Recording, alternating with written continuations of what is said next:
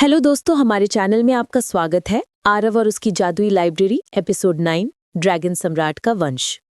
Logistic department का scene. Academy का सबसे कमजोर टीचर, जिसकी रैंक और पढ़ाने की काबिलियत दोनों कम है, वो हमारे सामने इतनी शांति से खड़ा है। क्या तुम्हें सच में लगता है कि अगर हम चारों मिलकर तुम्हें बुरा मारे तो कोई शिकायत करेगा? समीर के साथी हंसने लगते हैं।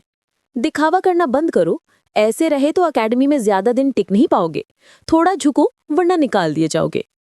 गुलाटी और बाकी लोग भी यही सोच रहे थे। अब मौका मिल गया है झांकी मारने का। आरव ने पहले टीचर एग्जाम में खराब नंबर लाए थे और उसकी ट्रेनिंग बस ठीक ठाक ही थी, इसलिए बाकी टीचर उसे कमजोर नकारा समझते थे और मजाक उड़ाते थे।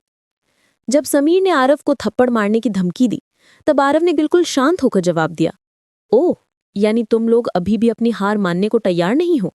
उसकी मुस्कान से ऐसा लगा जैसे उसे कोई फर्क ही ना पड़े। गुलाटी गुस्से में बोला, तू कौन है जो मुझे थप्पड़ मारने की हिम्मत कर रहा है? मैं तुझे अभी सबके सामने सबक सीख दूंगा। वो झपट्टा मारता है। उसकी हथेली इतनी जोर से चली कि हवा में स्विश की आवाज गूंजी। गुलाटी कोई आम टीचर नहीं था। वो लड़ाकू 4 लेवल के उन्नत चरण तक पहुंच चुका था। उसकी मांसपेशियां, हड्डियां और त्वचा बहुत मजबूत हो चुकी थीं। मैं आपको कुछ बताना चाहती हूँ। मार्शल आर्टिस्ट के कल्टीवेशन चरणों के 9 स्तर हैं।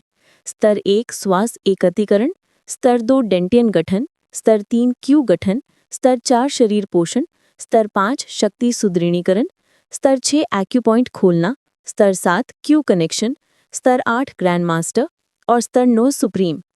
एक मार्शल आर्टिस्ट प्रैक्टिशनर जितना ऊंचे स्तर पर पहुंचता है, उसे निखारना उतना ही कठिन है। प्रत्येक स्तर को 4 ग्रेडों में विभाजित किया गया है: प्रारंभिक, मध्य, अंतिम और शीर्ष। आरव की नज़र अद्भुत रूप से तेज है, फिर भी उसकी कल्टीवेशन का लेवल 3Q निर्माण चरण के शिखर पर है। हालांकि गुलाटी उससे 1 लेवल ऊपर है। इसी बीच चौंकाने वाली बात हुई। धड़ाम आवाज आई और किसी को समझ नहीं आया हुआ क्या। सबकी नजरें घूमी। देखा गुलाटी का चेहरा लाल हो गया, उससे खून निकलने लगा और वो औंधे मुंह गिरा पड़ा है। सबका विश्वास उड़ गया। कैसे संभव था कि आरव, जो 3 दान स्तर का था, इतने ताकतवर 4 दान टीचर को हरा दे? इशारे करते हुए आरव सबको एक साथ आने को कहता है। समीर गड़गड़ाकर बोला, डरने की जरूरत नहीं, ये सिर्फ संयोग होगा। तभी रवि दौड़कर आया। वो भी बहुत मजबूत था। उसकी त्वचा और मांसपेशियां लोहे जैसी सख्त दिख रही थीं। उसने बड़ी तेजी से वार किया। हवा में दबाव बनकर तेज आवाज हुई, पर आरव का चेहरा शांत रहा।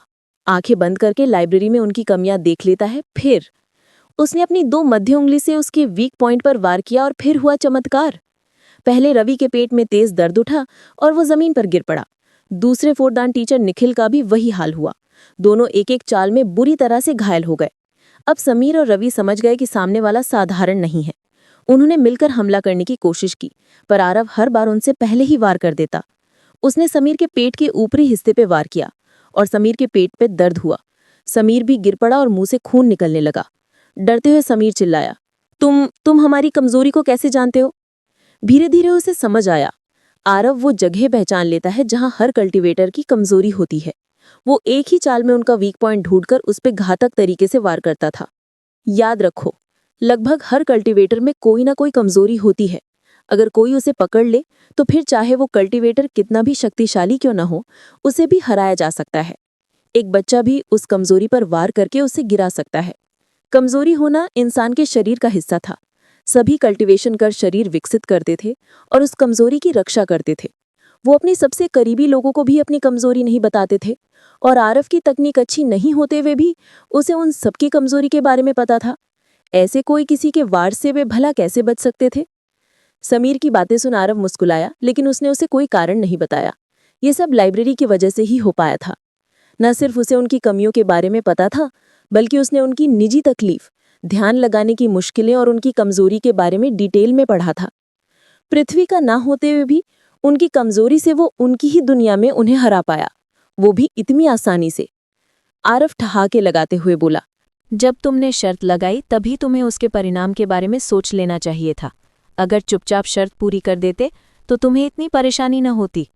समीर गुस्से से चिल्लाया, तुम्हें ज्यादा उड़ने की जरूरत नहीं है। मुझे नहीं पता तुमने किस तरह का फरेब कर हम सब की कमजोरी के बारे में जान लिया, लेकिन सबसे कम लेवल का टीचर होकर भी तुमने पब्लिक में बाकी टीचरों पर वार किया। इसलिए मैं तुम्हारी कंप्लेन स्कूल हेड से करूंगा और तुम्हें टीचर का पद छोड़ना पड़ेगा। स्कूल में टीचरों के पद का अंतर बहुत साफ था। कोई छोटे लेवल का टीचर बड़े लेवल के टीचर पर वार नहीं कर सकता था। आरव उम्र में भी छोटा था और स्कूल का सबसे कम काबिल टीचर भी था। अपने से बेहतर 4 टीचरों पर वार कर उसने स्कूल के नियम तोड़े थे। अगर इस विषय में स्कूल अधिकारी को पता चला तो जरूर कोहराम मच जाएगा। टीचर का पद चला जाना तो पक्का ही था, और तो और शायद उसे स्कूल से निकाल भी दे। लेकिन आरव ने समीर को जरा भी राहत न दी। क्या हुआ? मुझे न हरा पाए तो नियम का बहाना दे रहे हो? रवि घमंड से बोला। जरूर, अगर तुम चुपचाप हार मान लो, हमसे माफी मांगो और फिर हमारा मन भरने तक मार खाओगे तो शायद हम तुम्हारी शिकायत न करें, वरना स्कूल से निकाले जाने के लिए तैयार रहो। स्कूल से निकाले जाने पर न टीचर रहोगे और न नियम होंगे, तब तुम्हें बचाने वाला कोई नहीं होगा। अगर तुम मारे भी जाओ तो भी कोई कुछ नहीं कहेगा। एक और टीचर हंसा। टीचरों की इज्जत उनके पद से ही थी। उसके स्कूल से निकाले जाते ही उसकी शोहरत भी खत्म हो जाएगी, और तब हो सकता है ये लोग वाकई में उसे मारने की कोशिश करें। आरव बड़े ही शांत चित्त से बोला, अगर तुम नियम की बात करोगे तो मैं भी नियमों की बात करूंगा। समीर, तुमने 3 महीने पहले स्कूल के फंड से पैसे चुराए थे अपनी पत्नी को घर देने के लिए। 1 महीना पहले जब तुमसे एल्डर का सबसे कीमती फूलदान टूट गया था तो तुमने उसका इल्जाम एक स्टूडेंट पर लगा दिया था और उस स्टूडेंट को स्कूल से निकाल दिया गया था। मैं अभी ये किस्से भी अधिकारियों को बता देता हूँ, फिर वही तय कर लेंगे कितने नियम टूटे हैं। तुम गुस्से से लाल समीर का मोटा शरीर हिल रहा था। वो डर से कांप गया। उसके चेहरे का रंग फीका पड़ गया था, जैसे कोई भूत देख लिया हो। उसने तो कोई सबूत नहीं छोड़ा था।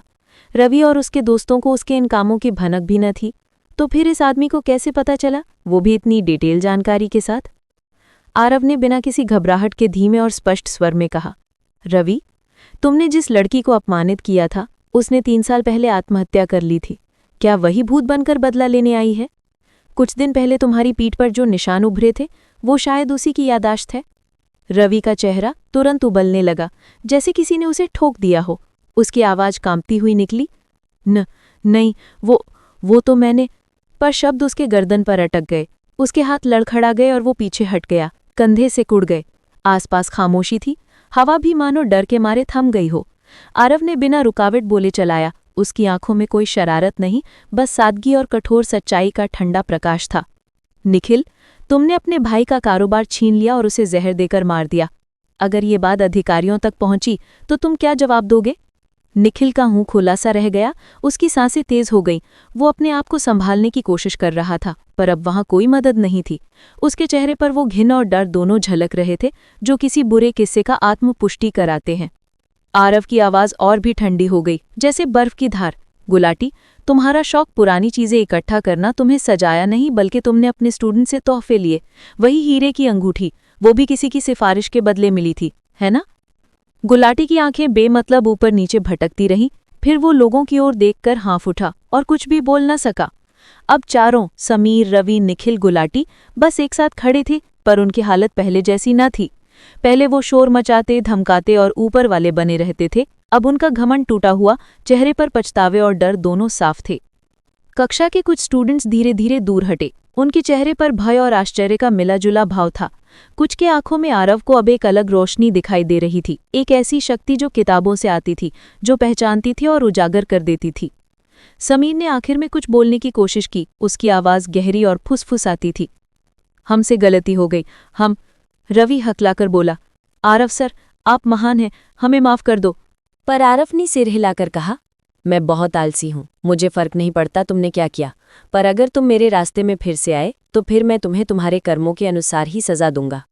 उसके शब्दों में धमक थी, पर किसी तरह दया भी थी, एक चेतावनी जो काटने वाली थी।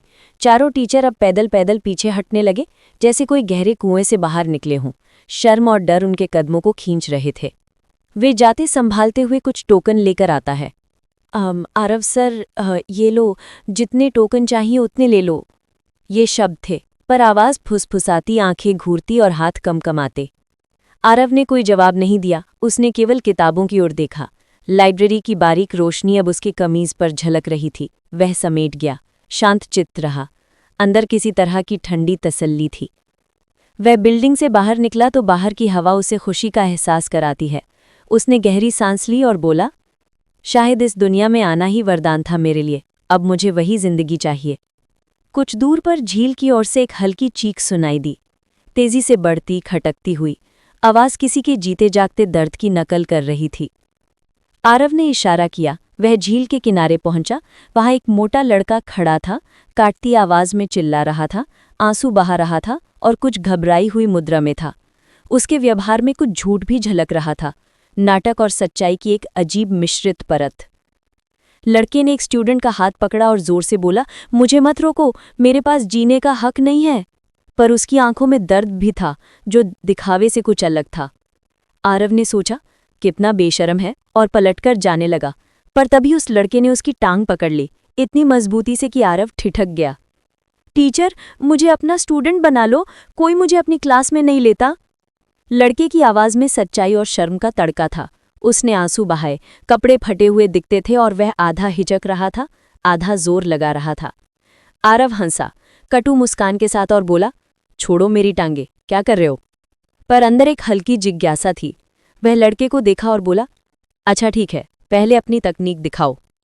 लड़के ने एकदम से खड़ा होकर आसपास रखे कुछ बड़े ईंट उठा लिए। वह ईंटों को उठाते ही गूंज उठा और एक एक करके अपने सिर पर, हाथ पर, शरीर पर मारकर ईंट चकनाचूर करने लगा। ईंट टुकड़ों में बट गए, धूल उठी और हवा में एक टुक टुक की आवाज गूंजी। ये कोई आम व्यक्ति नहीं था। आरव ने अपनी आंतरिक लाइब्रेरी खोली। एक मंद रोशनी ने अंदर से किताबें उभर कर आईं और उसमें से एक किताब अपने आप सामने आई। पन्ने खिसके और नाम उसके सामने चमक उठा, भीम सिंह, बुलंदशहर का एक अनाथ, लड़ाकू लेवल 1, बीट स्टेज। और नीचे लिखी कमियां साफ शब्दों में उभर आईं। 1. खून में प्राचीन ड्रैगन सम्राट के वंश की शक्ति अभी सक्रिय नहीं हुई थी। 2. बेसिक कमजोर थे। 3. कराटे तकनीक अधूरी थी। आरव के चेहरे पर हैरानी का झटका साफ दिखाई दिया। उसका मन एक बार ठिठका। सम्राट का वंशज?